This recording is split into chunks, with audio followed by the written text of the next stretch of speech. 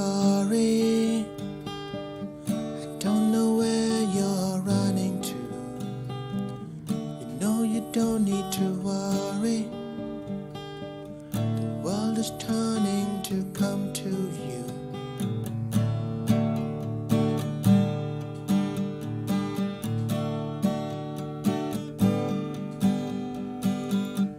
There's no reason to hurry. I don't know where you're running to. You know you don't need to worry. The world is turning to come to you. We try to find that perfect line before it's out of sight. It's chasing lights, the fireflies that flicker through the night. You say you've got to reach the top, and so you play the game. You make the rules, you win and lose, and then it's all the same. There's no reason to hurry. I don't know where you're running to. You know you don't need to worry. The world. And we are live. What is up, everyone? What is up? Hello, hello, hello. Welcome to today's live stream. It's episode 2 of Back to Basics.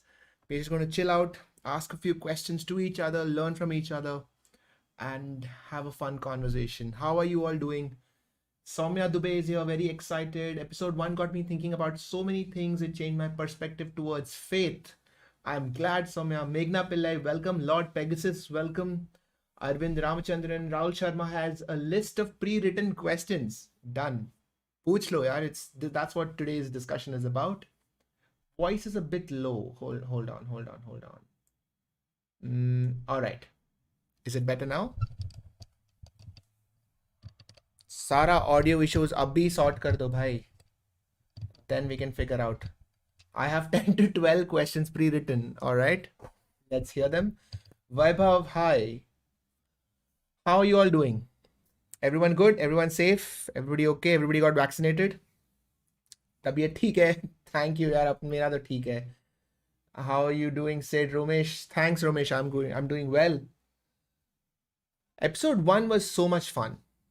We had a lot of conversation. We talked about quite a lot of interesting things. We talked about bullying, existentialism. We talked about dopamine detox. It was very random, very unprepared, very unplanned, but it was fun. And I think that is the kind of conversation that I'm enjoying now. So yeah, we are here for round number 2. Today we are going to have a little bit more of a structure. We are going to take in questions from you guys. We are going to take in questions from Instagram because I had put out a post asking if what people want to ask.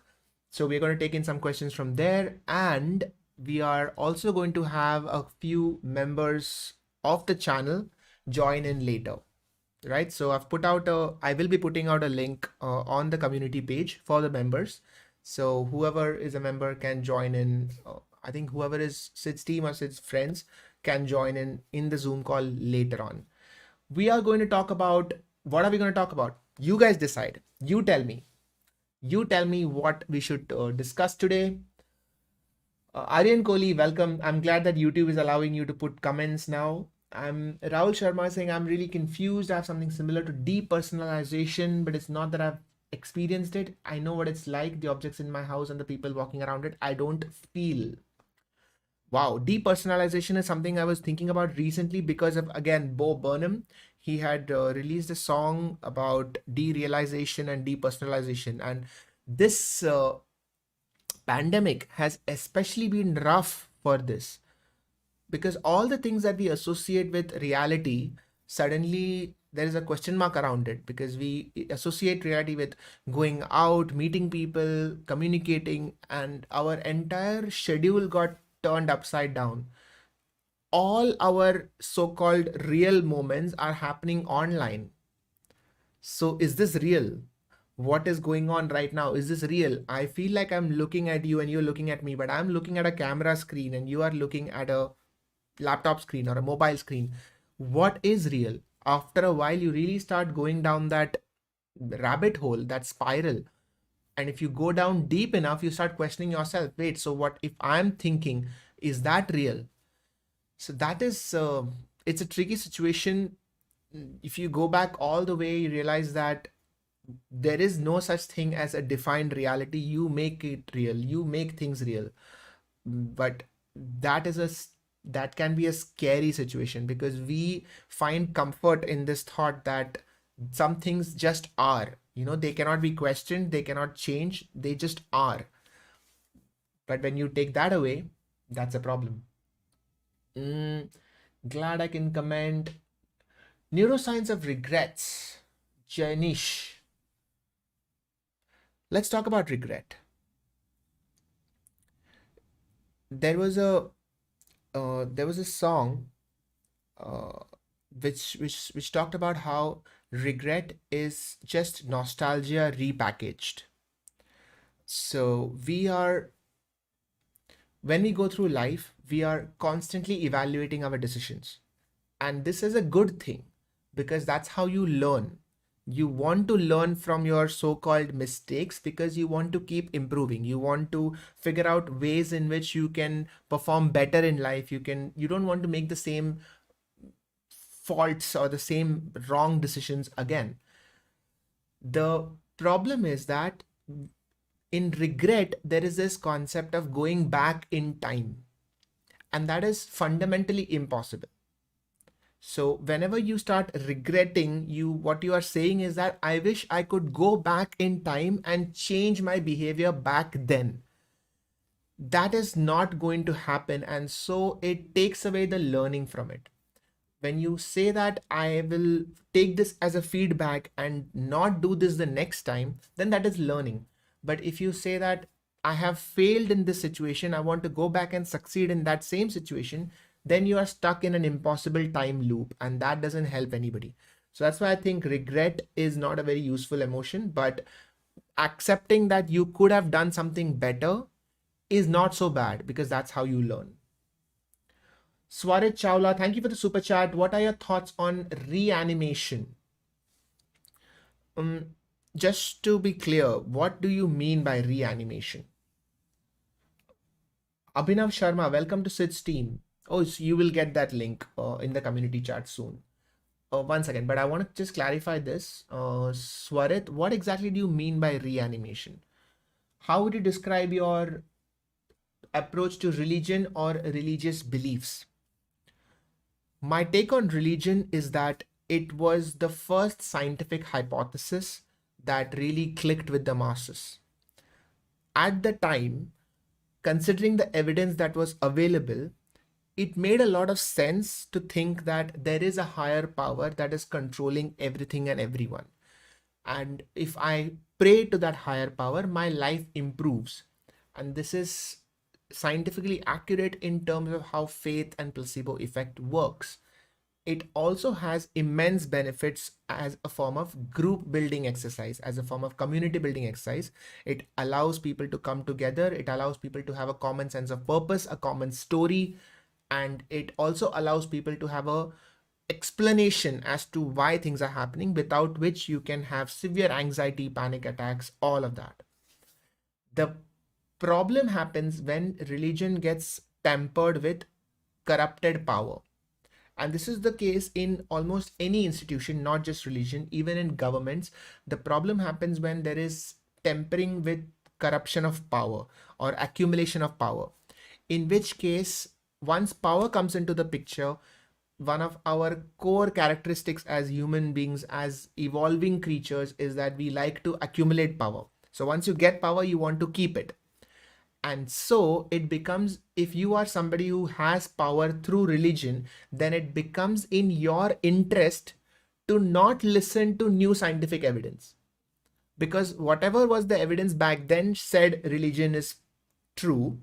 But if new scientific evidence comes that religion is not true, then it is in your interest to not listen to it. Because now you have power. Why would you let that go? So that is where the problem starts. That is where all the problems of religion actually comes from accumulation of power and wanting to keep that power. So that's my take on religion. Hang on. Okay, a lot of questions. A couple of members have asked. Tejas Khadri, what are your opinions on astrology and patterns? If everything is a system and we are part of that system, do system have patterns? I do believe that systems have patterns. I believe that things do affect each other, but I also believe that we have this severe need to spot patterns even when they don't exist. So we are so keen on spotting patterns that we will look for them and we will find them even when they are not there. So I personally don't really know much about astrology to comment, but then what I have in my own personal viewpoint is that we can create a story around anything. So if you say that the planets are in a particular way and my impression of this is this, if you believe in it, you are likely to arrange your life story in a way that justifies that belief. If you don't believe in it, you're likely to justify it through a different story. That's my primary take on it. Of course, if you go into the depth, and there will always be more and more and more complexities, but yeah, this is what I believe is the case for all future predictive systems, whether it's tarot card reading, whether it's astrology, anything that even stock market trading algorithms, anything that predicts the future. If you believe in it, you will arrange your story that way. If you don't believe in it, you'll arrange it differently. Mm, Prativa Prativa Padi, I had another doubt. Fame crisis. Why are we not known by all of 7.7 billion? Achieving it is impossible. I know my parents don't know who Mr. Musk is. So how to overcome this oneself? Prativa, fame in itself isn't really an evolutionary drive, but what fame does is it allows you to think. It gives you the illusion of safety. It gives you the illusion of power. You feel like if everybody knows me, then I am safe everywhere. It is such a primitive thing that if you find yourself in an unknown territory, then you feel that what if predators come and attack me, or what if another tribe comes and attacks me? But if they know me, then I am safe. So fame is a substitute for safety. Now, that's also the reason why people had marriages between tribes, because now if two tribes are connected by marriage, then so many more people will now know each other, and so they're safe to travel in that much more area. It is coming from a very primitive sense. Now, the thing is that in the modern world, safety is actually provided by other things. We have systems in place for safety, but that primitive response for let me find safety through popularity, or let me find safety through tribal knowledge, it is not gone away yet. In the world of social media, do people really know you? That is a whole other question. We want to be known, but then we are putting out this tweet, we are putting out this Instagram post and think that, oh, I got 1000 likes. That means that 1000 people know me. So that means that 1000 people will provide safety to me. But that is not really true. Any one of the people who likes you on your Instagram could still very well be somebody who comes and shouts at you later. The That sort of link doesn't work, but for our brain, fame is safety. Uh, Timestamps in the description. I have put timestamps in the description in the first chapter, and I will be doing it for all the episodes, all of them. So you will be able to find where is, even in the last one, I think existentialism, online studying, bullying, all of those had timestamps. You can go check it out. Avinash Shukla, how are you? Simple books on neuroscience. Just finished reading Buddha's Brain. Please share some. David Eagleman. So check out David Eagleman's books. Very nice books on neuroscience. You will all enjoy it. Vaibhav Kolekar, is there any job for daydreaming? I do a lot of daydreaming nowadays. Want to reduce it? How can I organize my thinking? Let's talk about daydreaming. When you start to daydream, what is going on is that your prefrontal cortex is slightly reducing its hold over the rest of your brain. And this is a good time to show a transition to this. Can you all see this? Can you all see the screen? And I tried this last time. It didn't work. Let's see if this works now. Pray to God and tell me if it works. Can you all see the blackboard? And can you all see the hello? If you can you all just give a big thumbs up and just appreciate the design. Yeah. All right, it works. Awesome. I'm so excited. I really wanted this to happen. I really wanted to teach like this because I feel this is how teaching should be. Just directly write on the blackboard. Right? All right, cool. Now, what was I saying? Okay, guess what, guys? We are going to draw the brain after a long time. Okay? Now, we were talking about daydreaming. Okay? So, how daydreaming works is when you are consciously trying to think of stuff, when you're trying to consciously do things, your prefrontal cortex, which is in your frontal lobe, your prefrontal cortex is acting up, right? We need all your resources, we need all your attention. So it is about attention. We want your attention completely focused on the target of your job, whatever it is that you're thinking of. So your prefrontal cortex is focusing all its attention on that. When you start to daydream, your attention starts to reduce. So now the target of your attention is no longer one thing. And so your prefrontal cortex decides that, okay, I don't need to put in so much effort now, and it relaxes.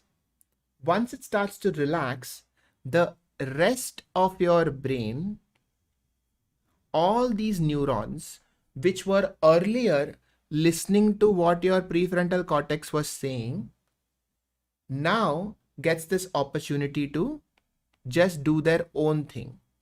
So now they start talking to each other. You understand? All those neurons now start talking to each other because now they are not confined to the magnetic pull of the prefrontal cortex ka attention span. As long as your prefrontal cortex is acting up, it is pulling all the resources forward into one thing. As soon as your attention goes away from that one thing, now all your neurons are free to talk to each other. This happens much, much more in sleep, but in daydreaming, it is like mini sleep, right? So in mini sleep, that's just a word that I came up with, but in mini sleep, the neurons can connect with each other slightly, not as much as it can in sleep. So when neurons start connecting with each other, you can have random connections. So things that did not connect before can connect now. So something from like some old memory of your school can connect with something that a friend of yours said.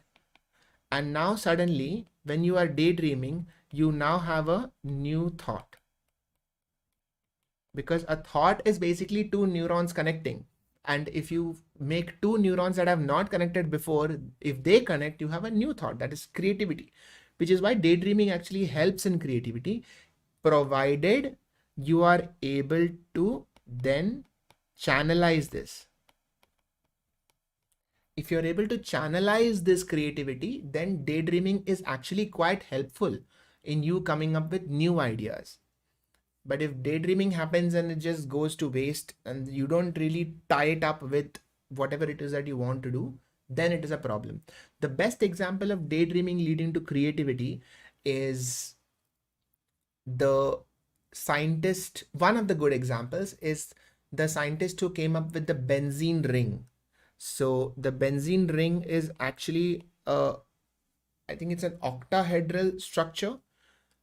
And before that, the idea of molecules in the form of rings weren't really there. And the scientist was trying to come up with the chemical formula for benzene. And the story goes that he was daydreaming and he saw this sort of half awake dream where a snake went around and bit its own tail.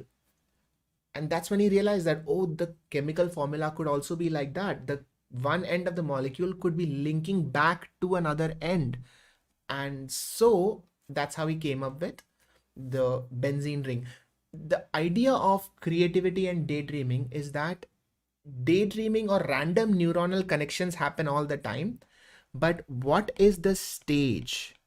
Are you setting the stage for creativity? So if you set the stage and on top of that stage you are daydreaming, then all those random connections have a base to fall on, and then you will come up with creative solutions to an existing problem.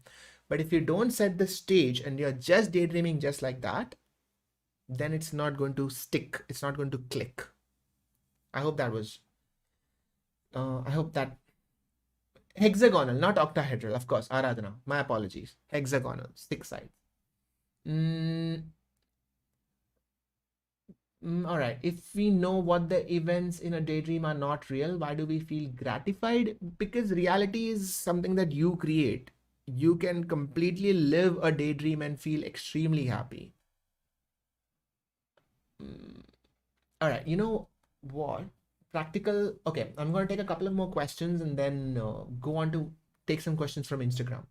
Harry, awesome. Practical steps to be consistent to achieve goals.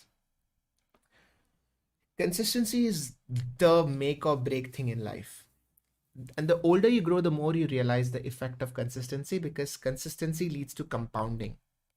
And compounding, my friends, is everything. Everything good that happens in life happens because of compounding of something. And the funny thing is, even everything bad that happens can also come because of compounding. So small bad habits can compound to a catastrophe. Small good habits can compound to miracles. If you are able to really understand this, and if you're able to really absorb this, then consistency shouldn't really be a problem, because you'll realize that so many of life's problems can be solved through consistency. The reason why consistency is so difficult is because our brains are not capable of thinking long term. Our brains are not capable of calculating what will happen if I exercise for 7 days or 1 month. What will happen if I save 100 rupees every day? What will happen if I study half an hour every day? Your brain is not able to calculate that. It is able to calculate short-term problems and short-term gains and short-term losses, much more than it is able to calculate long-term gains. So if your exam is tomorrow, your brain can calculate the problems of not studying today. But if the exam is 1 month later, it cannot calculate. The cost of studying 15 minutes every day is more than the cost of studying 9 hours on the last day. It's just, brain is stupid like that. You need to sit down and tell your brain that, listen, this is not the case. You don't understand. You have to put in time every day to see the effect of it. The beautiful thing about compounding is that if you compound anything at all, whatever it is that you want, compound one thing in life, see the effects, and the effects are going to be so good that it will automatically convince you to compound everything else. For me, it was notes. I started making notes without really thinking much. And in 2 years, I saw the effects of it, because every new topic I wanted to study was clicking and fitting in so much more easily, because all that work was already done. And that has convinced me that, okay, you know what? Compound everything. It doesn't matter. Document everything, compound everything. The effect will come. There is no doubt that the effect will come. The only thing, I'll personally share my own non-success story. The only thing that I had trouble compounding is exercise, because for some reason, the only exercise that I really love to do consistently is swimming, and in the last 1 year that has not been possible. But the principle works across everything. Whatever it is that you want, pick it, start compounding, see the difference in that one thing, whether it is health, exercise, saving money, relationships. Start compounding relationships. Talk to somebody, say, consistently every day for the next 1 year, and you will see amazing things come out of that relationship. That's the thing. It's one of those crazy ass situations where your brain just evolves to create new things as long as you water it every day. All right. Swarit, reanimation as in zombies or cryogenics? Oh my God. For Christ's sake, possibilities, consequences, ethical, moral issues. Yeah, I was wondering if you meant, yeah, zombies, but I thought, why would we discuss zombies in a neuroscience lecture? Yeah, I have very little opinion on that. Cryogenics, there is a possibility that we will be discussing cryogenics later on. It's nowhere close to fact as yet. It's still fiction. Mm, a much more interesting topic and a connected topic is the idea of death. Because what is, when we talk of reanimation, what you are saying is, what if you bring something alive back to life, something that has died? Ankit Israni just sent a 1000 rupee super chat. That is super generous. Ankit, lots of love to you, man. And I appreciate your appreciation. Thank you so much. I do intend to keep the series going absolutely 100%. 100%. Now, uh, let's talk of death.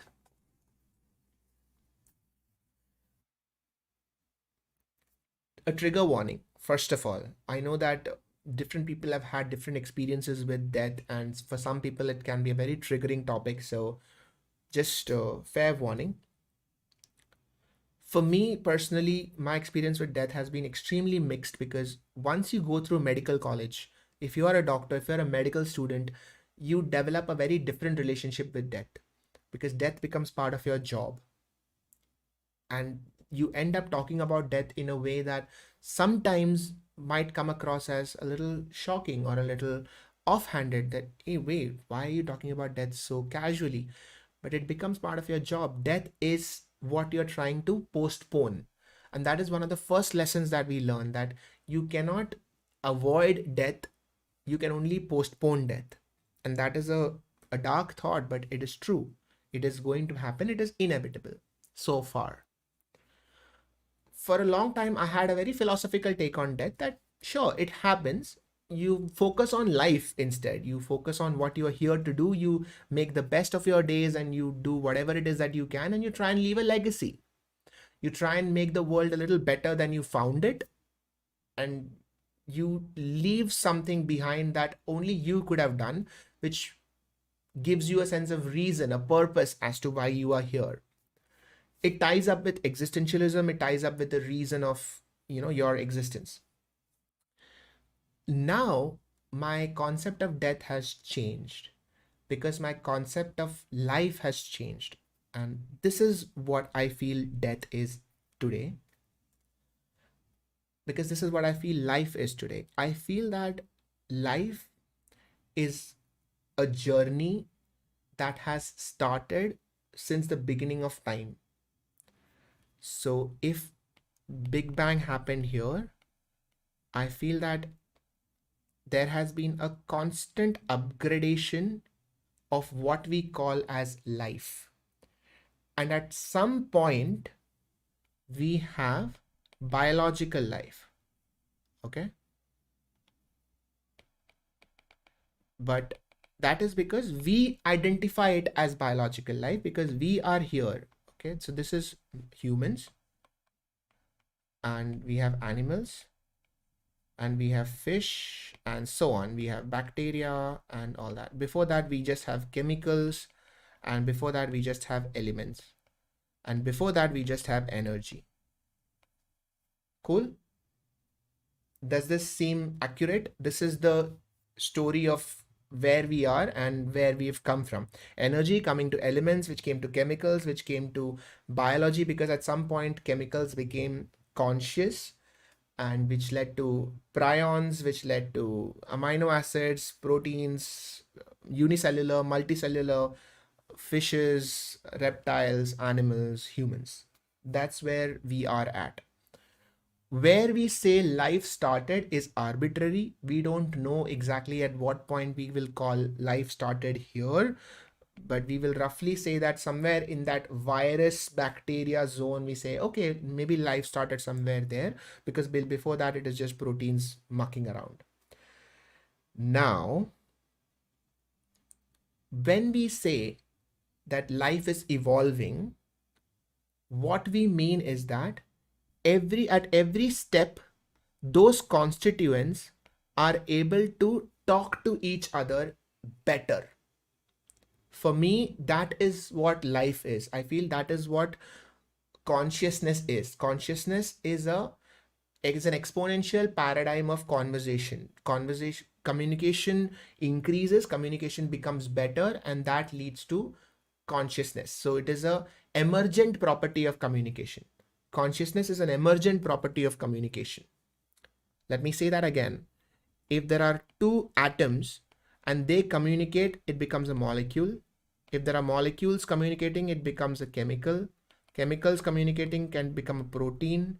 Proteins communicating can become a unicellular organisms. Unicellular organisms communicating becomes multicellular. And multicellular organisms are all of us. We are all multicellular organisms, and multiple cells come together to form tissues. Tissues will form organs, and organs will form the body. Cool?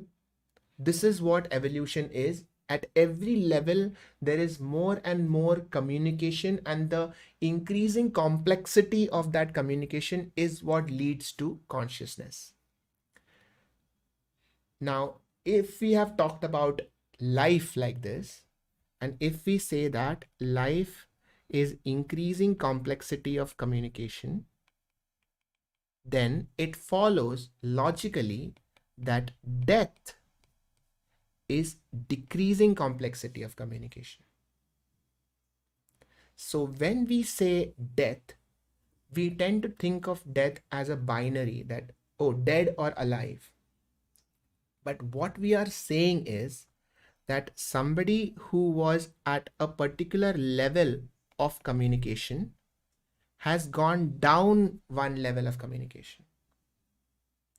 So in a human body, the brain talks to the heart talks to the liver talks to the kidney. All of these talk to each other through nerves, through molecules, through the bloodstream. Now, when that communication stops, when the brain stops talking to the heart, when the heart stops talking to the liver, this body as a whole stops existing. But the cells are still alive for a little more time.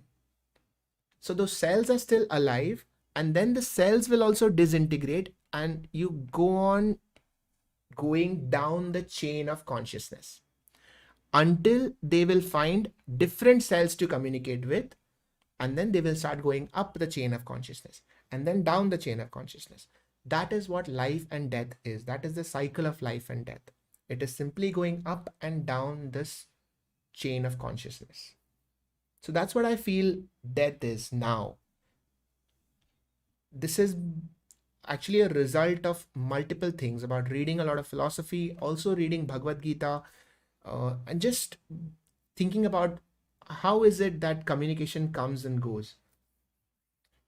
So yeah, now I feel that that is what death is. All right. What do you guys think, by the way? What is your take on death? I'm curious. Death is not opposite to life, but it is part of life, Murakami. Absolutely, Vaibhav.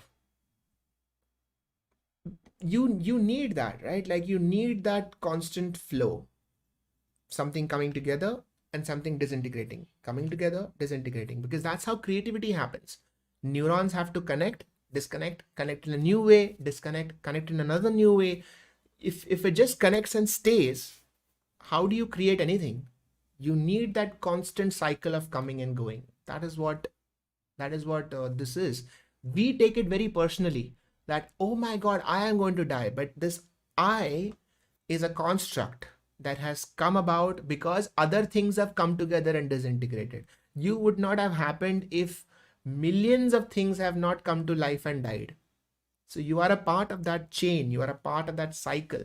You can't just say that, okay, now everything has to stop because I want to live forever. That's not going to happen.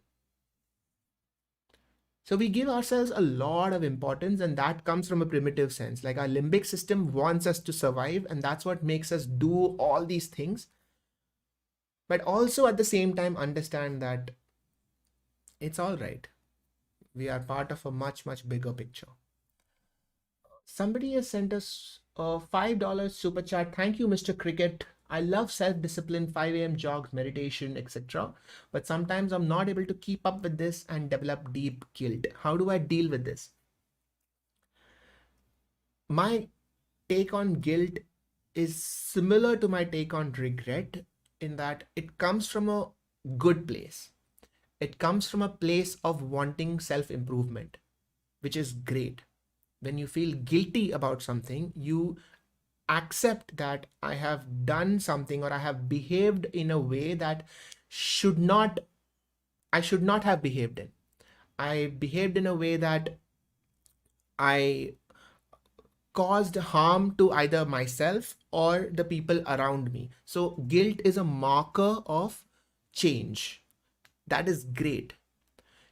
But like any marker of change, if you allow it to be counterproductive, if you allow guilt to make you not do things, then there's no point to that. If you feel guilty that you didn't go for a jog, great. Because if you didn't feel guilty, then what is the reason for you to go to a jog next day, right? But if you feel so guilty that now you go into depression and then you don't come out of your room for 1 month, the whole story is gone down the drain. That's not the point. Then you need help. You need to make sure that you correct that problem. But the right amount of guilt is awesome. Use that. You have to use all the things that your limbic system is throwing at you. You have to use it to your benefit. The anime equivalent to this is Avatar in The Last Airbender, where Uncle Iroh teaches his nephew, what's his name? Zuko, right? Uncle Iroh teaches Zuko how to redirect lightning. So when lightning strikes you, you can either burn or you can learn the kind of self-control to take it. And the way it is described, you have to let it flow through you to you have to let it flow through your body and out the other side, and not let it remain in you, because otherwise it will kill your heart. I thought that was such a beautiful explanation for reacting to the world, to reacting to your limbic system. Whatever the limbic system is throwing at you, take it, channel it back. Use your guilt, use your regret, and become all the more powerful. If you let it remain, it'll kill you. I thought, man, anime is so beautiful. The metaphors in some of these, I don't know if it was intended or not, but when you see it, you will interpret it in whatever way you want to, right? So I thought that was a beautiful thing. Hang on.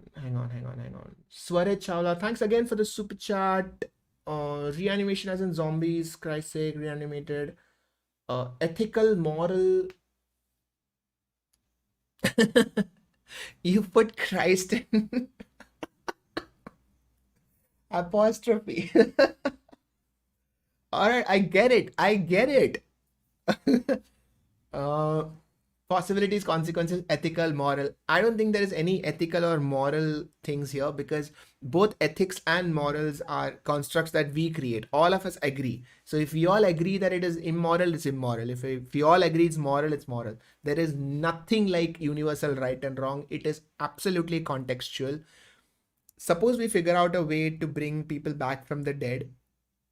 We will find out what are the consequences. So my favorite saying of all time that I have devised for my own sanity is that there is no right and wrong, but there are consequences.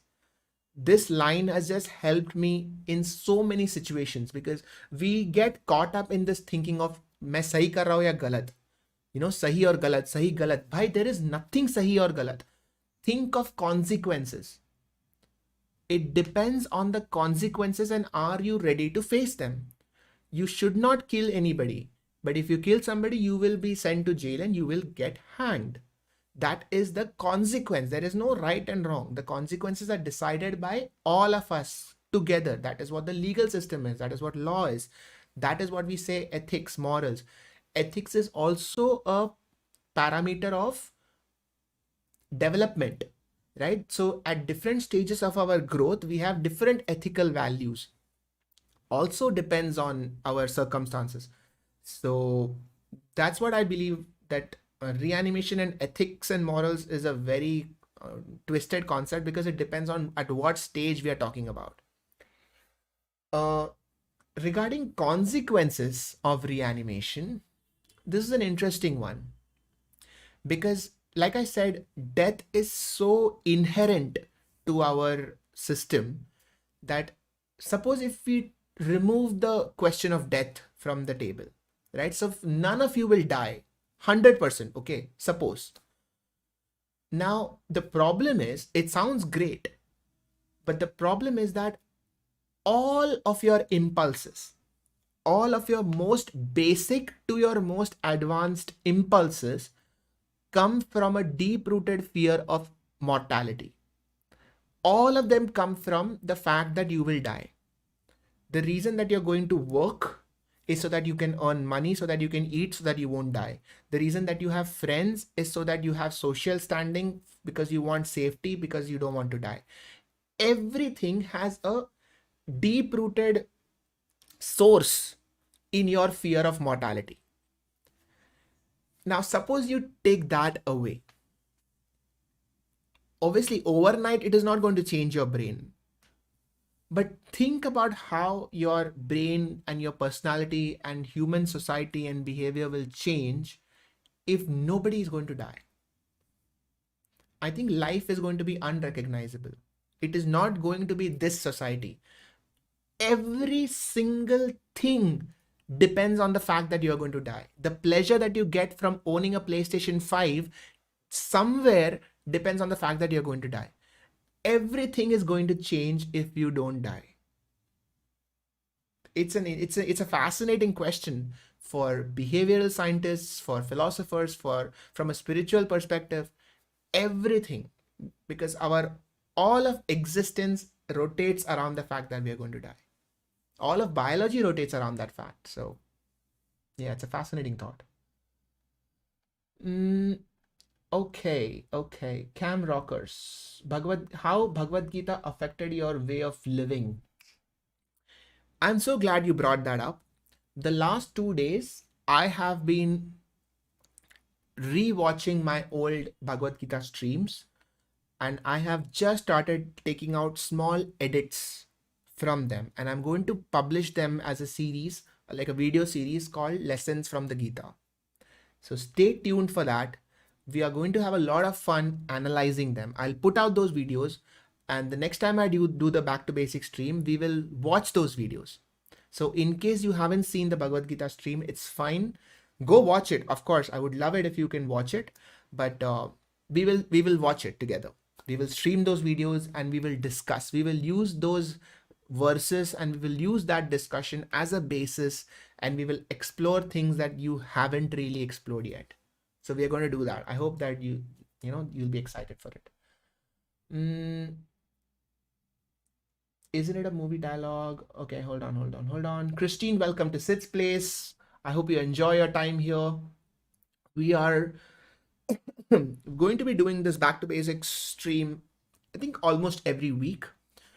Whenever we don't have a podcast, or we don't have a gaming, or we don't have any other stream, we're just going to meet up and talk.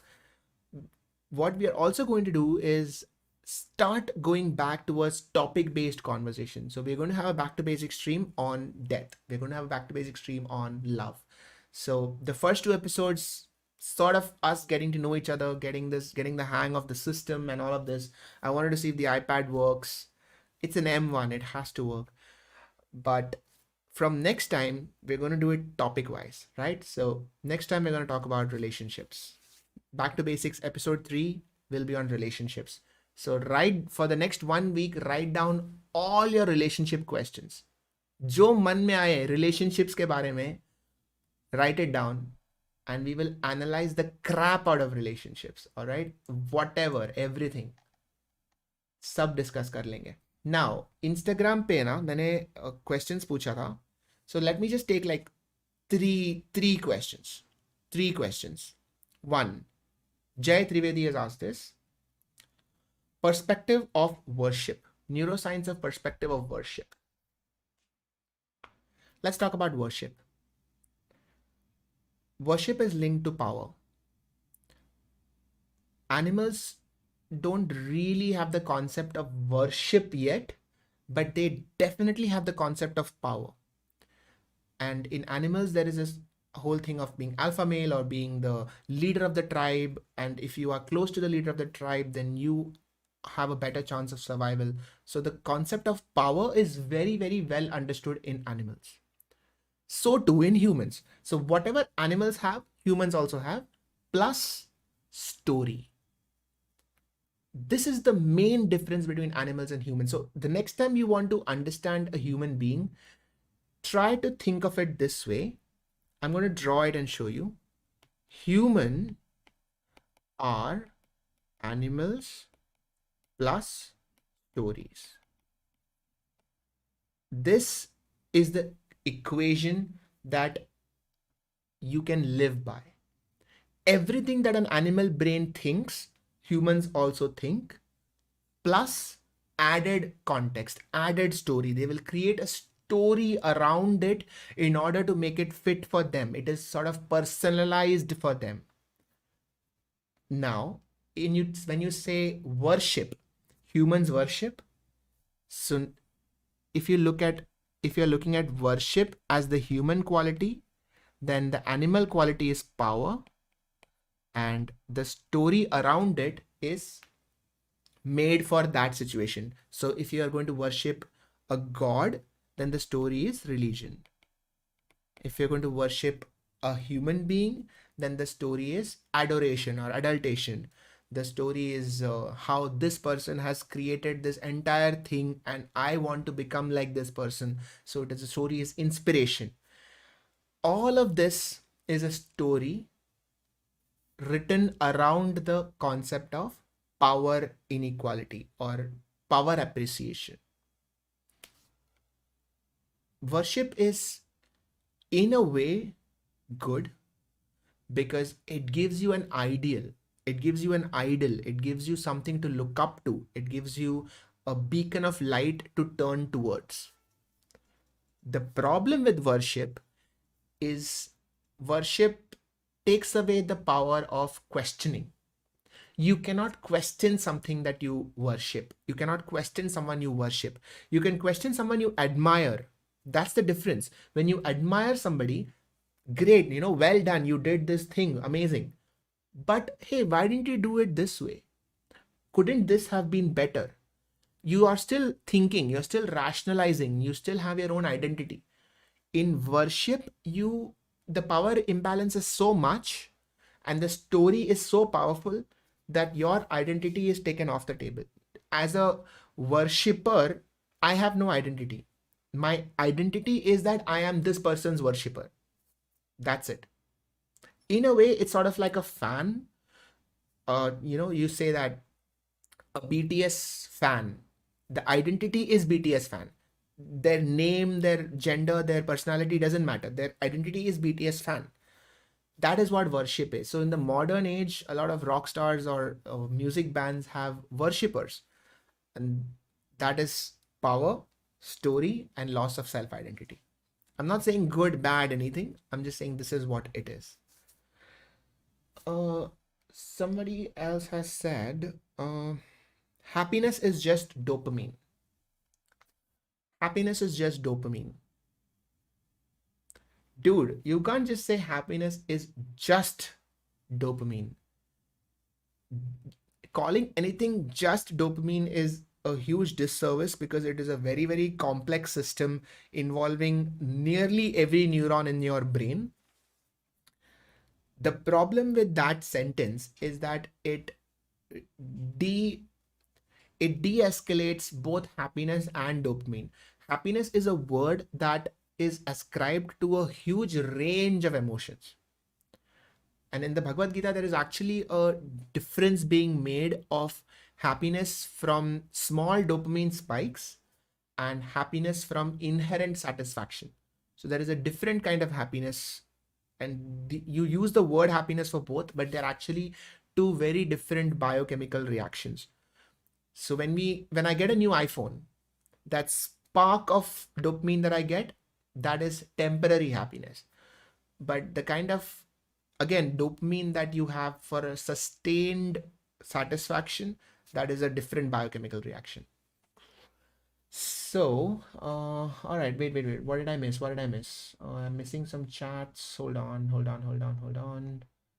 Christine is saying hi. Does he know anything about autoimmune encephalitis, potassium gated, voltage gated, nightmare type stuff? Okay, first of all, Christine, are you a medical student? Because then I'll explain it that way. So VJKC, what Christine is talking about is autoimmune encephalitis is a disease. And this is the first time I'm actually describing a medical condition on this stream, but why not? The essence of it is that you all know that the brain has neurons, right? And the neurons have to talk to each other. The neurons will talk to each other through something called as synapse, right? So if this is one neuron and this is another neuron, neuron 1 has to talk to neuron 2. And that is how the whole brain communicates. The way the neurons talk to each other is through something called as neurotransmitters. But that's not enough. That is only half the story. For your brain to release the neurotransmitters and the neurotransmitters to go into the second neuron, you need something called as receptors. Okay? That is still not the story. There are different kind of receptors that will either increase the neurotransmitters or decrease the neurotransmitters effect. So there is one receptor called as NMDA. There is another receptor called as VGKC. So this is voltage gated potassium channel, VGKC, voltage gated potassium channel. If there is anything wrong in these receptors, then by extension, the neurotransmitters won't work. By extension, the neurotransmitters won't work.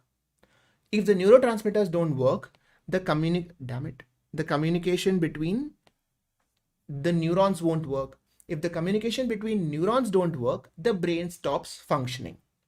Okay? If the brain stops functioning, that is something called as encephalitis. And autoimmune encephalitis is when these receptors, the NMDA and VGKC, are attacked by the body's own immune system. So, what is the story? The body's own immune system attacks the body's own receptors. The receptors then stop functioning, so the neurotransmitters don't function, and so the neurons don't communicate, and so you have encephalitis. So this is voltage gated potassium channel autoimmune encephalitis. Now different receptors will have different effects. So VGKC agar kharab ho gaya, to you can have psychosis, you can have some seizures, all of those things, but that is too specific. We can have a medical student stream sometime. If you are interested in that, we can do a medical student stream if there are enough people. Oh, Santosh, what is the Zoom link for if you want to join in the stream? That's it. So members who are Sid's friends or Sid's team can get a link in the community channel. And if you want to join in the stream, you are welcome to. If not, absolutely fine. But this is just something that I'm going to do in the future, that I think from next time, the Sid's friends wala, that one, I'm just going to send the link in case you guys want to join in. So you can just hang out and ask your questions in person. That's the only reason. Otherwise, the stream will continue exactly the way it is. Dog worship us if we ensure their survival. Yeah, they do worship. That is true. The difference is, I believe, in the story that you create. Now, of course, we don't know exactly what story a dog creates, but definitely it is not as complex as the stories that we create. Christine, does it matter if it's Muhammad versus Jesus? No. Warlord, difference, power, advisor is accepted. I would like to join that medical stream, Gizmo Girl, for sure. If we have enough medical students, then we can definitely do a medical student stream. You tell me what topic.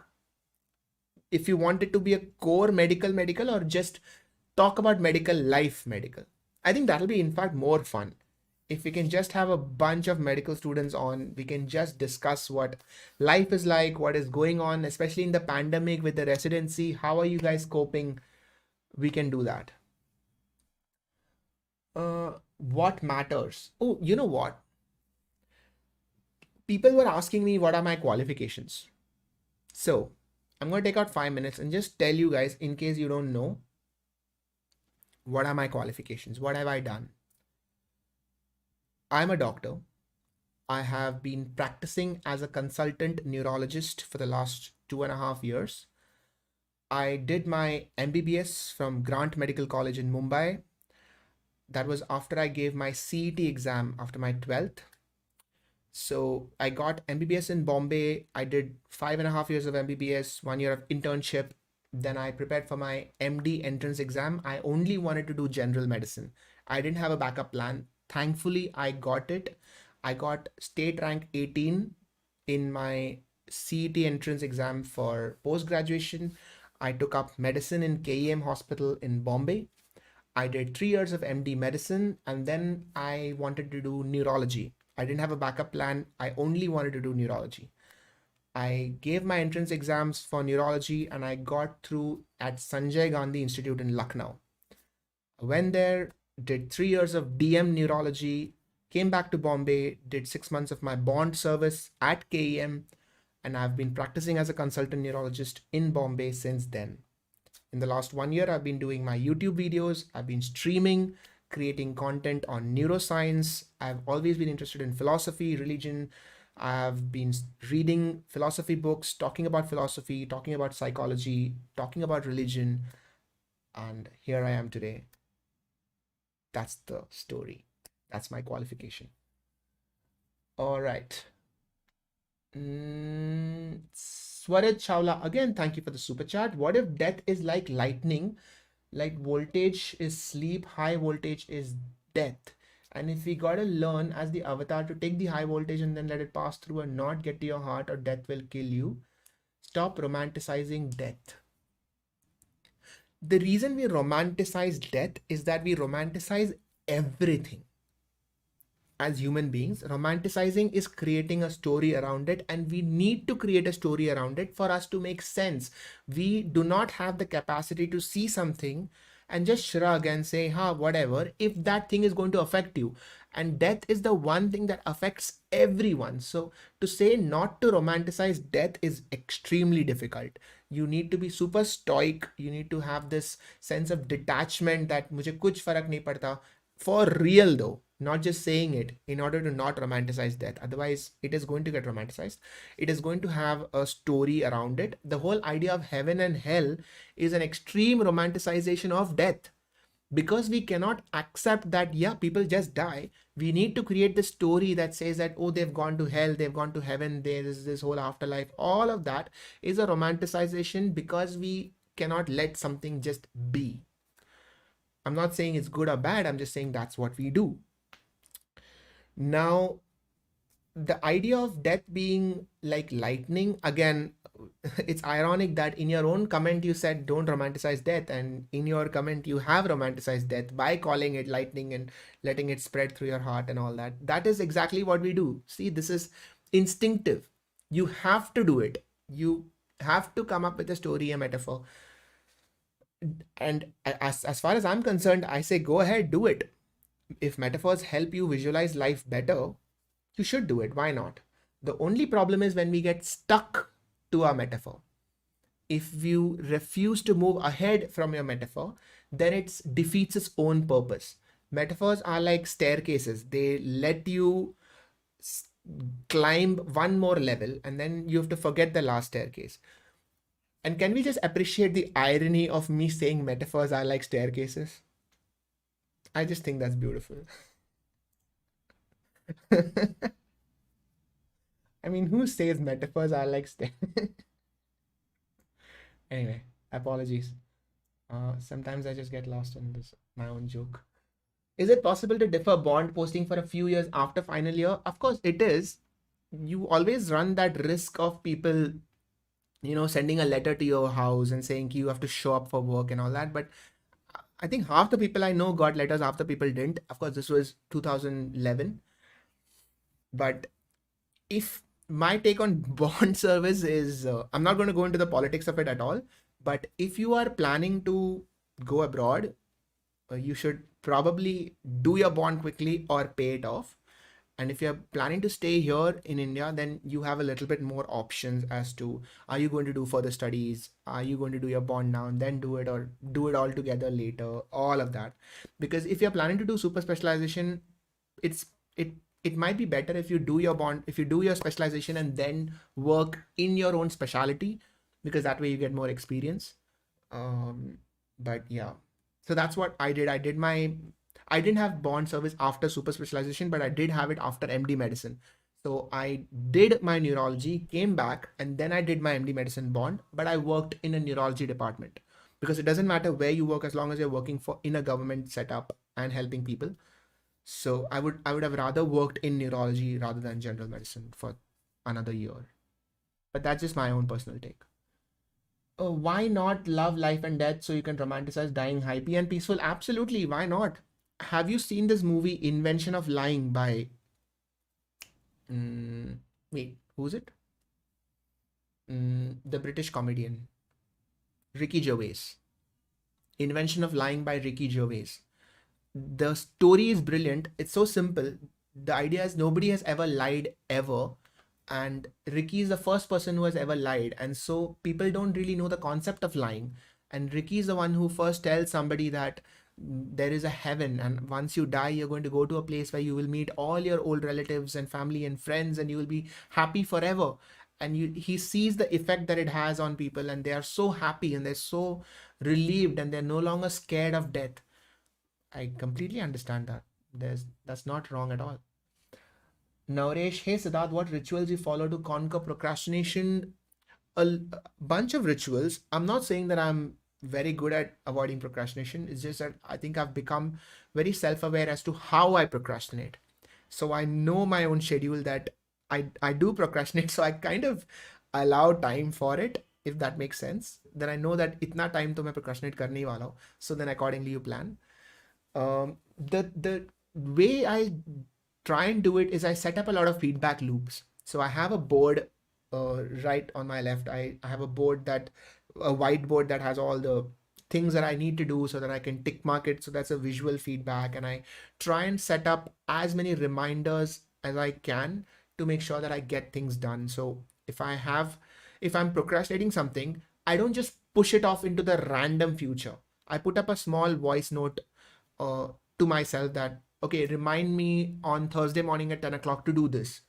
So now it is procrastinated to a particular point, not just into the random gray area of the unknowable future, because that's how things get lost. So things can get lost in both space and time. You can lose your keys in space and you can lose a thought in time. So you need to mark it. You need to put it down somewhere. That's the biggest problem with procrastination. If you lose something in time, it is horrible. You can't get it back then because you can't go back. So I try to keep reminders everywhere. So it's like outsourcing memory, basically.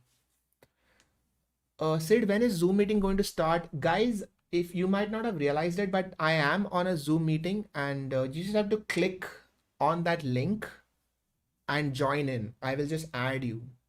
That's all it is. That's all it takes. Things get lost in space and time. Vishwa saying, yeah. So when somebody repeats something I say, it sounds like a quote, which I love, obviously. Losing an important thought is scary. Please explain a little bit about instincts. We can talk about instincts. Just give me a minute. I'm just going to read a few more chat questions. Is it possible to stop reinforcing thoughts and behavior? Is it possible to stop reinforcing thoughts and behavior even when it's a loop? It seems impossible to get out of a loop. How to stop being afraid of certain thought loops? The problem is, when you are in a thought loop, it's also about overthinking. When you overthink, you are adding the pressure on yourself to solve a particular problem. and you feel that going over the same circle of thought again and again and again will allow you to see a pattern that you haven't seen before. And this happens sometimes. If you keep looking at it, focusing, it might come up. But it could also be that the more times a thought runs over a particular set of neurons, the more entrenched it becomes. And so you have created a rut for yourself by overthinking, which is counterproductive. And so the way to solve it is to get out of that loop and try to find some other pattern while still keeping this pattern in mind, which goes back all the way to the question on daydreaming. If you have a problem in one hand, and if you hold the problem with both your hands, you now no longer have a hand to work on anything else. And you might actually reduce your own productivity. But if you are capable of holding a problem in one hand and doing something else with the other hand, you might open up a book or read something or click on something that will help you solve the problem on this hand. And this is why you need to have enough working memory to hold two things at once. Because that's how problems do get solved. Because sometimes you need an external input, you need a fresh perspective. So overthinking is basically holding a problem with both your hands and looking only at that one problem, which after a while you run out of ideas, you run out of stimulus. So keep an open mind, look at other things while still having the problem on one side. So you are comparing the problem with the rest of the world and you will find patterns forming.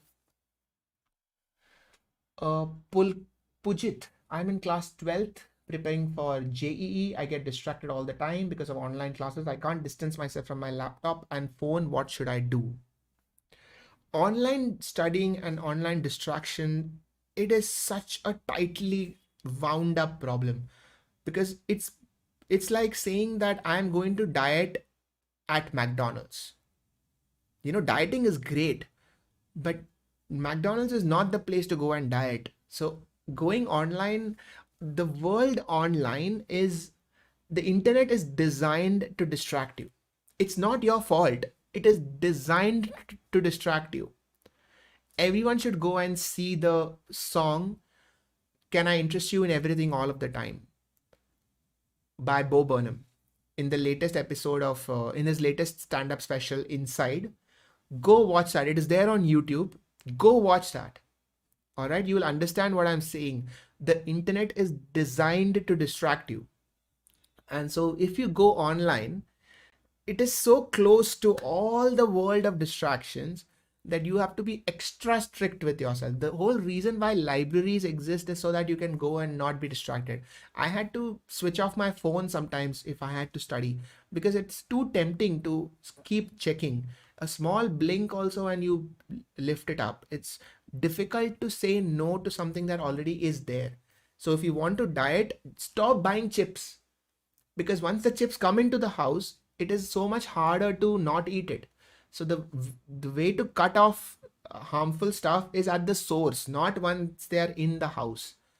So similarly, online, if you have to study online, you need to figure out a way where you are not able to access certain things for a certain amount of time, and you keep your phone switched off for that much time. You have to find some radical solution, because otherwise what is happening is that you are putting in so much pressure on yourself to be perfect.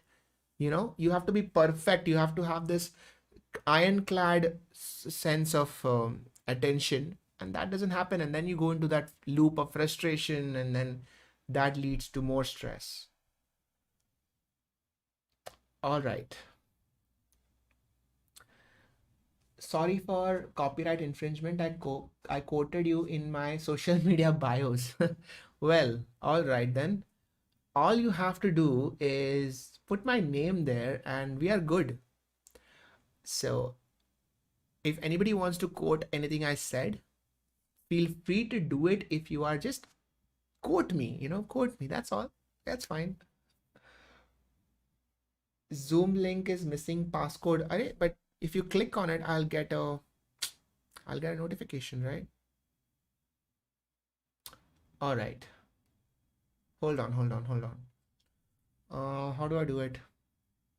Okay, just give me a second, and I will.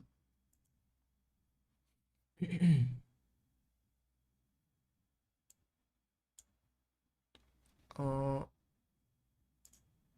I'll just put it up again. All right.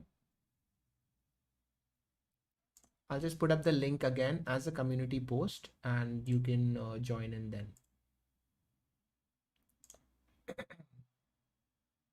Could I interest you in everything, all of the time? A bit of everything, all of the time. Apathy's a tragedy,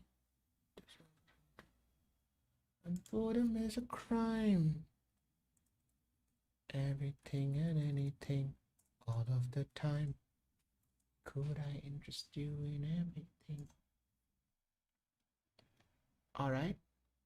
Can you check if the post has come and you're able to join in? You have to change your identity to really avoid distractions. Yeah, that's my quote for sure. I remember that. Can you please read Mr. Blue's super chat? Hold on. Mr. Blue's. Ah, yes. Thank you so much, Christine,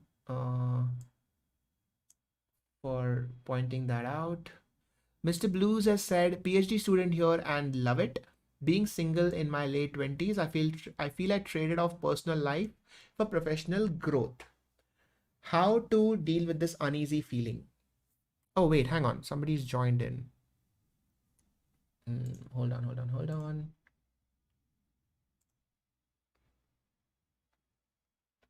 Okay. How to deal with this? Trading of personal growth for professional growth. The challenge is that to your brain, it is all new experiences. Your brain doesn't really differentiate between what you do as long as it feels that you are learning and you are growing. That's the way it is. We differentiate it. We create this story and say that my relationship is struggling, but my personal life is growing, or my professional life is growing, or my hobbies is growing. We make that difference. For the brain, it is just new things, experience, learn, go ahead. New thing, experience, learn, go ahead. Of course, there are different primitive impulses that come in. So for example, there's need to form a bond, the need to form a romantic bond, the need to have children, the need to have a community, the need to connect with your family. All these things have a very old ancient biological bond.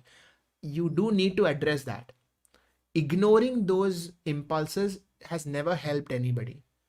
Doesn't mean you have to do it. This is also my take on children, actually, because the need to have a child actually comes from a very, very old biological drive. You want to see yourself in a younger form. You want to have another chance at learning. You want to leave a legacy behind. You want to build something together with your partner. So a child is a project that you do. You you want to feel that all of the work that you have done has not gone to waste. You have somebody to leave it to. All of these are core biological impulses that come together in your urge to have a child. You have to address them. Whether or not you have a child is different, but you have to address these issues, because if you don't, then you will feel that something is missing. Similarly, here, when you say that I'm single in my late 20s and I feel like I've traded off personal life, it comes from a core biological drive of wanting to be with somebody, right? You have to address it. There is nothing that you have to date or you shouldn't date, but that problem has to be pulled up to the table, looked at, talked to, and then this conclusion has to be made of what is it that you want. And if you feel that now you should date, you should date. But this uneasy feeling is when you have an unresolved question in your head. That is what you should avoid. Hold on. Nomad is here now. if somebody's joined in and they want to switch on their camera, they're welcome to. Otherwise, I'm going to do something special with you guys right now. I am going to do an unboxing. And it's not just any unboxing. Okay, people unbox iPads and mobiles and all that, and we can do that too. God knows I have enough gadgets, but I'm going to unbox something even more special. I'm going to unbox something that is more dear to me. In 2014, I gave an exam called MRCP. Okay, so this is membership of Royal College of Physicians. It is a UK based exam and it allows you to register in their medical field and it allows you to go and practice there. I gave it because I was studying medicine anyway and I thought it's always good to have an option. Now MRCP has 3 levels: step 1, step 2, step 3. And step 1 and step 2 are theory papers. So I cleared that in 2014 and 2016. Step 3 is a practical exam. It is called as PACES. Okay. And you have examiners that come down from the UK. You have a very strict setup. You have very, very time controlled situation. So in every patient, you get 5 minutes, 3 minutes, 8 minutes. And the examiner's looking at you, judging you, seeing how you examine, how you move, how you talk. Do you ask the patient before you touch them? Do you wash your hands before, after? A billion different small things that somebody from India isn't really used to, because that's not how we are taught at all. The medical system is extremely different. The way we are trained to think about patients is extremely different. And I actually did not clear it. So step 1 and step 2 I cleared in my first attempts. But when I gave PACES, first of all, I couldn't get a seat. I couldn't get a slot for that exam for almost 3 years. I kept trying, but because it is a practical exam and there were limited seats in India, I couldn't get it for almost 3 years. And by that time, I had spent around 2.5, 3 years away from medicine. I was only doing neurology. And then finally I did get a slot. I gave the exam and my stations in cardiology and abdomen went horribly. As soon as I got done with the exam, I knew I was not clearing this. And it was difficult. It was a bad moment. I had not done badly at an exam for a very long time, and it was like a rude wake-up call. This was when I was in Lucknow. I came back to Bombay. I found another friend who was also giving it, who had given it before. He also didn't clear it, and we both studied together. He's a cardiologist, so he helped me with cardiology and I helped him with neurology, and we studied together. Every day we would go to the hospital, examine patients. He would be my examiner, I would be his examiner. We would judge each other, be very, very harsh. Did that for almost 6 months.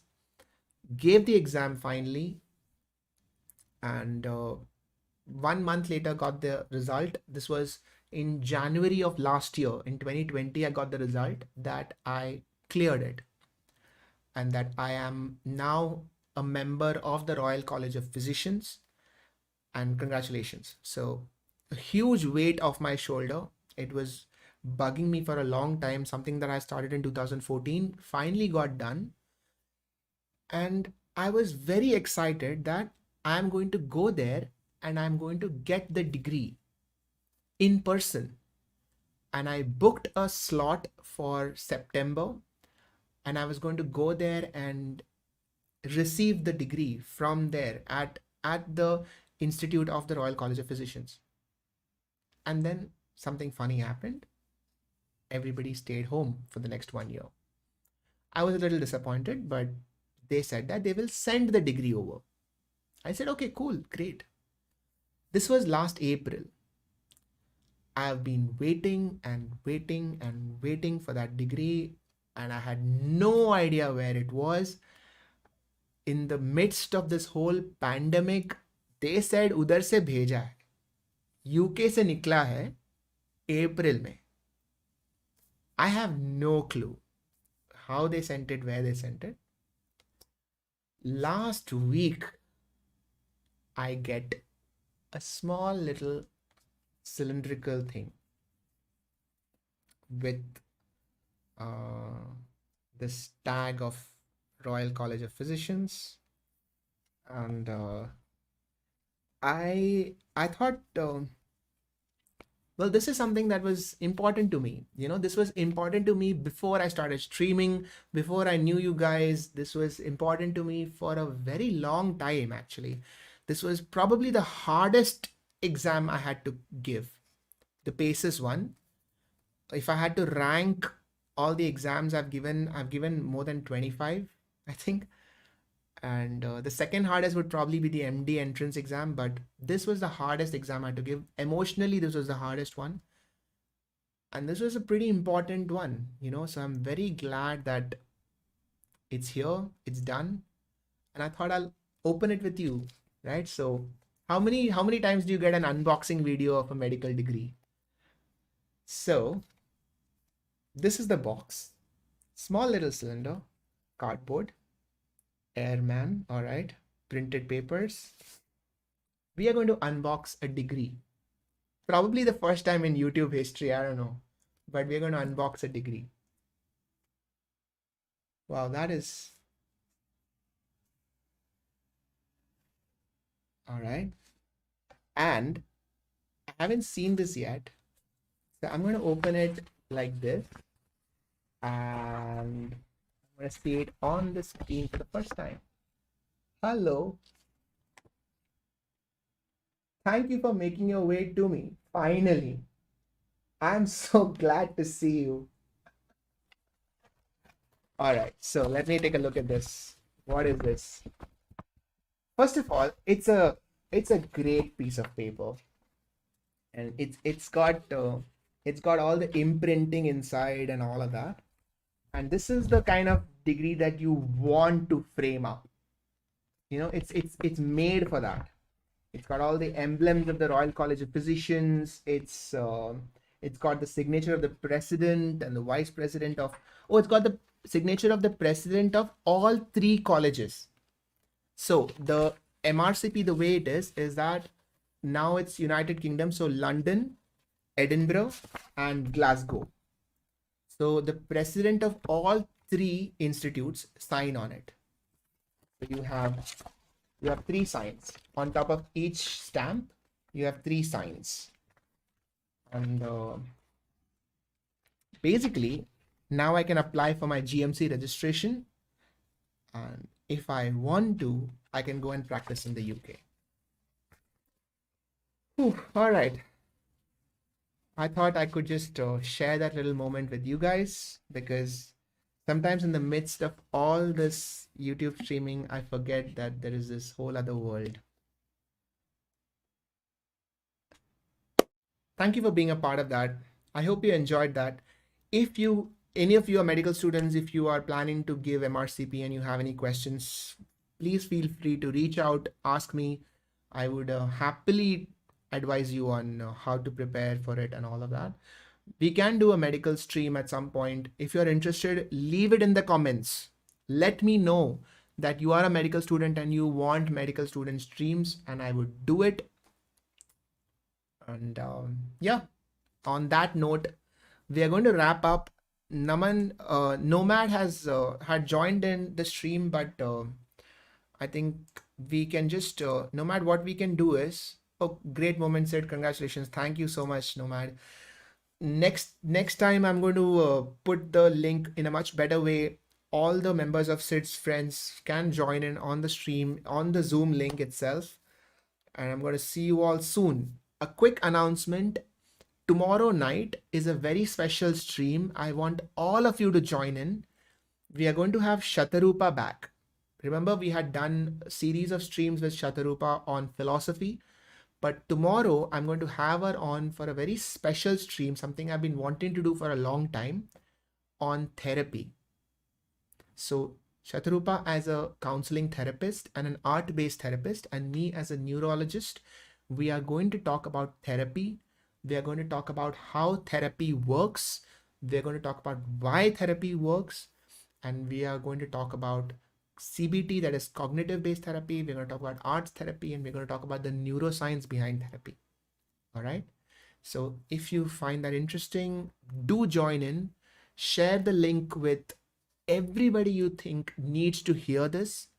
And I'm going to see you all soon tomorrow night at 9:30. All right.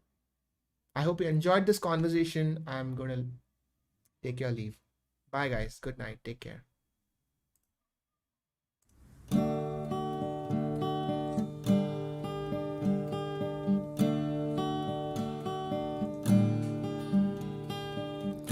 There's no reason to